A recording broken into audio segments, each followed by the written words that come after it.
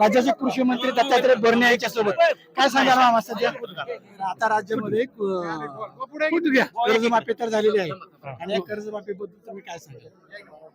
नक्की निश्चित प्रकारे एक राज्याचा कृषी मंत्री म्हणून निश्चित प्रकारे एक मला आनंद आहे. या राज्याचे मुख्यमंत्री देवेंद्र फडणवीस साहेब असतील, एकनाथजी शिंदे साहेब असतील, सुनेत्रावहिनी पवार साहेब असतील, या सर्वांच्या मार्गदर्शनाखाली एक ऐतिहासिक कर्जमाफी, खूप मोठी मदत माझ्या शेतकऱ्यांना, कुठली निवडणूक डोळ्यासमोर नसताना सुद्धा या राज्याच्या मुख्यमंत्र्यांनी हा निर्णय घेतला.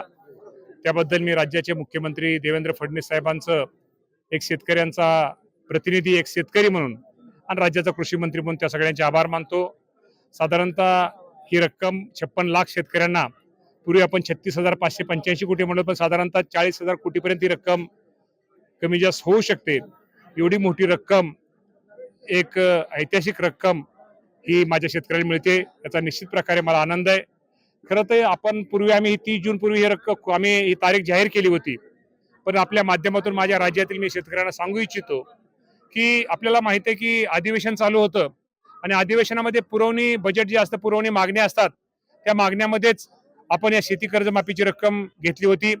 त्यामुळे अधिवेशन संपल्यानंतर या राज्यपाल महोदयांची या पुरवणी मागण्याच्या जे आपलं अधिवेशनच्या बजेटचे अधिवेशन आहे त्याच्यावर राज्यपाल महोदयांची सही होते. परवाच अधिवेशन संपलेलं आहे. राज्यपाल महोदयांची 1-2 दिवसामध्ये सही होईल.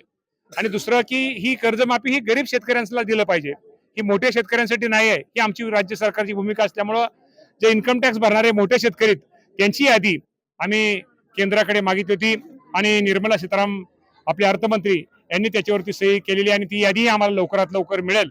परंतु साधारणतः जरी आकडे मागे पुढे झालं, कदाचित मी 30 जुलै मुद्दामून सांगतोय, पण त्याच्या अगोदरही आपल्या राज्यातील शेतकऱ्यांना या कर्जमाफीचा लाभ निश्चित प्रकारे होईल.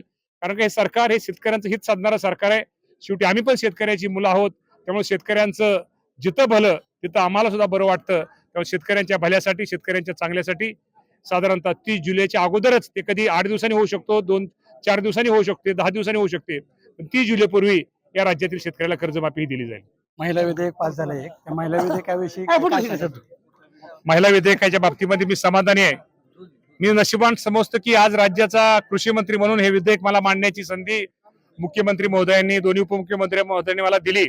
आणि या विधेयकाच्या माध्यमातून निश्चित प्रकारे माझ्या ज्या गरीब महिला आहेत, ज्या शेतकरी महिला असूनही त्यांच्या नावावरती सातबारा नाही आहे, ज्या महिला मोलमजुरी करतात त्यांच्या नवऱ्याच्या नावाने, सासूच्या नावाने, सासऱ्याच्या नावावरती, नवऱ्याच्या नावावरती सातबारा नाही आहेत, जे शेतीपूरक व्यवसायाशी, उद्योगाशी काम करतात, कुणी शेतीमध्ये मोलमजुरी करतंय, कुणी पोल्ट्री व्यवसायामध्ये मोलमजुरी करतंय, कुणी पोल्ट्रीमध्ये मजुरी करतंय, कुणी मासेमारी व्यवसायामध्ये मजुरी करतंय, कुणी तेंडूपत्ता गोळा करणं, अनेक अशा शेतीपूरक व्यवसायामध्ये ज्या ज्या महिला ज्या शेतमजूर म्हणून काम करतायत, त्या माझ्या बहिणींना इथं शेतकरी दर्जा हा दिला जाणार आहे. त्यांना शेतकरी प्रमाणपत्र देणार आहे. त्या प्रमाणपत्राच्या माध्यमातून आमच्या केंद्राच्या योजना असतील, राज्याच्या योजना असतील, त्या योजनेचा लाभ, त्याचप्रमाणे आमचं कर्ज असेल किंवा अनेक योजनेचा लाभ यामध्ये दिलेला आहे. आणि हा कायदा तसा नवीन आहे, त्यामुळे ह्या कायद्यामध्ये अजूनही भविष्यामध्ये आपल्याला अजूनही कायमध्ये सुधारणा करता येतील, ज्या करून माझ्या त्या महिलेचं ज्यामध्ये कशात ज्यादा हित असेल ते हित पाहून त्यामध्ये अजूनही आम्ही सुधारणा करण्याचा प्रयत्न करू. दुसरं एक तर ते सध्या आता कुठं जास्त अतिवृष्टी झाली तर कुठं पाऊस कमी, त्यामुळं